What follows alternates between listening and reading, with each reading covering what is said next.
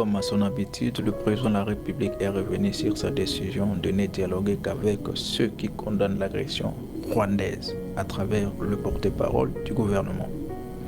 Cette fois-ci, il dit oui au dialogue inclusif à seule condition ce dernier se tiendra ici à Kinshasa et non à l'extérieur du pays. Après plusieurs années de résistance de la part des chefs de l'État, l'homme a enfin accepté le dialogue inclusif. Avant, il disait dialogue oui, mais avec des Congolais qui condamnent d'abord l'agression rwandaise. Tous ceux qui parlent de dialogue et tout ça, qui présentent aussi à leur manière les choses en disant voilà, on ne veut pas du dialogue. Oui, on ne veut pas de ce dialogue-là. Oui, celui-là, on n'en veut pas. On veut d'un dialogue entre Congolais qui sont tous contre cette agression. La seule chose que je demande à ces gens qui veulent le dialogue, c'est d'abord de condamner l'agresseur, de le nommer clairement et de le condamner. Et là, alors, on va dire, ce sont des patriotes qui peuvent se mettre à nos côtés pour parler dialogue.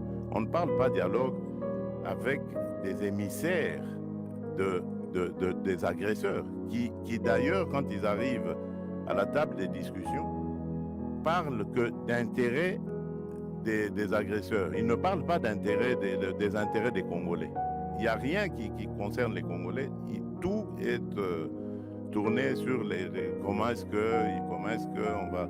Alors ça, moi j'ai dit, ça n'arrivera plus, en tout cas, à moins qu'on me dégomme, on me tue, mais tant que je serai vivant, ça n'arrivera pas. Ça n'arrivera pas parce que c'est à cause de ça que nous sommes toujours dans nos problèmes ici. Toutes ces farces qu'ils ont appelées dialogue et ceci, cela, qui se sont terminées par des brassages, des mixages, des unions nationales ou que sais-je encore. Et c'est tout ça qui a amené les problèmes que nous avons. Et donc moi j'ai dit plus jamais. Donc je veux bien qu'on discute des problèmes du pays parce que comme dans tous les autres pays, notre pays aussi a des problèmes. On peut en discuter. Mais ça ne veut pas dire qu'il faut se terminer, ça doit se terminer par des brassages et mixages. On introduit dans nos institutions des gens qui sont inféodés, des gens qui ont des nationalités douteuses, des choses comme ça. Mais avant tout, écoutons d'abord la réaction des faits Étienne Tshisekedi lorsque le même Rwanda nous attaquait sous le régime Kabila. Après le génocide du Rwanda, les Hutus qui avaient fait leur bêtise là-bas ont fui devant la force au pouvoir de M. Kagame. Ils ont fui, ils sont venus au Congo, ils sont réfugiés au Congo. Maintenant au Congo, ils devaient respecter la règle internationale qui dit que quand des voisins armés traversent la frontière pour venir dans votre pays, la première chose, vous devez les désarmer. Nous, on ne nous a pas désarmés avec Mobutu, on n'a pas désarmé les FDR, tout ça. On nous a laissés. Deuxième chose, vous devez les placer à au moins 150 km de la frontière commune. Or, nous, on nous a laissés à quelques mètres de la frontière. Ces gens-là, partant du Congo, ils agressaient leur pays d'origine. Et quand ce pays prend des dispositions pour se défendre contre ces gens-là, vous allez dire qu'ils ont agressé le Congo. Il faut d'abord respecter la règle de ne pas héberger des hommes armés venant du pays voisin. Donc ça, c'est pour vous dire qu'il ne faut pas toujours dire « Ah, on a agressé, on a agressé ». Il faut voir aussi votre responsabilité dans cette affaire-là.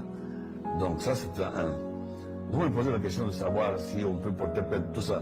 Mais comme nous sommes respectueux de la loi, si un État voisin il a violé les lois ou bien internationales, etc., tout ça, conformément à la procédure normale, nous portons plainte et nous allons le traduire devant les justices, devant les compétences qu'il faut. Donc, c'est vous dire que je voulais d'abord insister sur le fait que quand vous avez parlé d'agression, vous devez savoir que dans beaucoup de cas, nous sommes aussi responsables de ce qui nous est arrivé. Il ne faut pas tout de suite voir jeter la pierre sur les autres.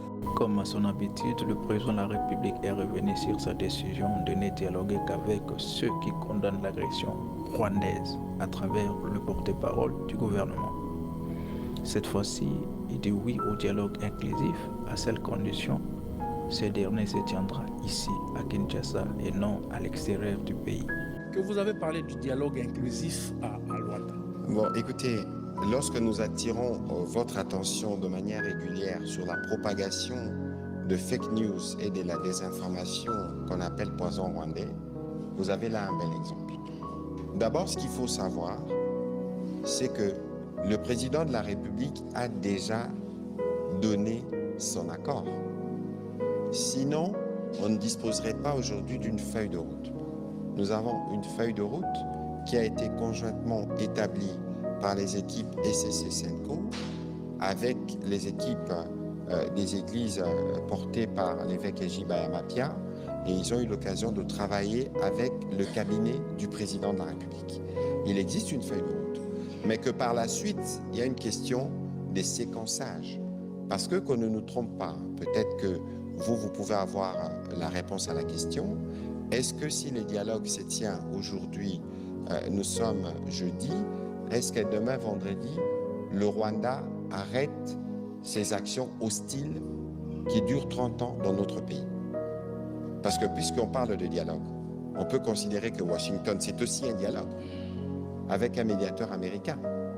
Vous avez vu la réalité qui a suivi sur le terrain. À Doha, c'est aussi un dialogue avec le médiateur qatari. Vous voyez ce qui se passe sur le terrain. Mais alors, est-ce que si nous nous réunissons dans le cadre de ces dialogues, est-ce que la réalité sur le terrain changera le lendemain? C'est une question. Je dois rappeler ici que l'origine de la crise est sécuritaire. La crise que nous connaissons, c'est une crise qui est due à l'agression rwandaise. Nous n'avons pas de crise politique en République démocratique du Congo, encore moins de crise de légitimité parce que le président a été élu à 73%. C'était un plébiscite. Et donc, il faut que cela soit bien clair. Et je vais terminer sur ce sujet en disant, comme j'aime à le dire, aller au dialogue, en Afrique, ça signifie laver les linges sales en famille, si je peux me permettre la formule. Mais les linges sales, on les sort. Et donc, nous irons dans un dialogue entre Congolais, mais avant d'y arriver, nous tous, nous savons plus ou moins c'est quoi le problème.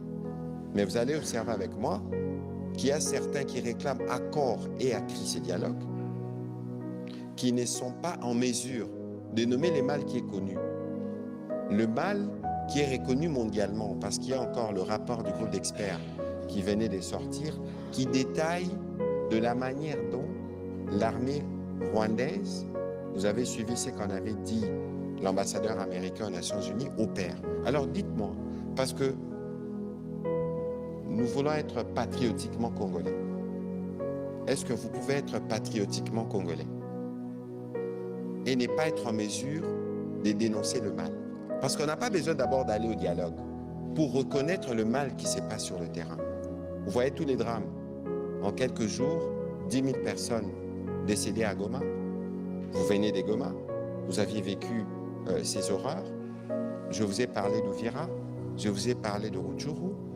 Je peux encore vous donner des tas d'exemples.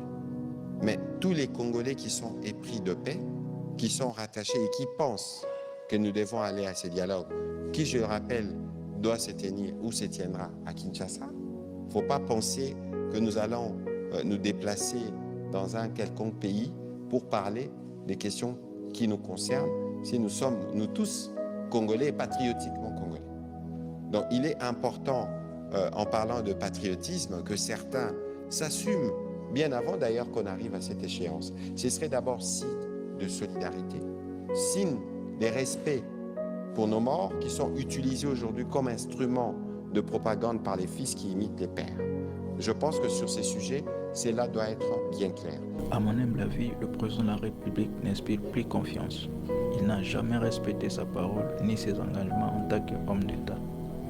Dites-nous en commentaire qu'est-ce que vous en pensez et surtout n'oubliez pas de vous abonner massivement pour ne rien rater.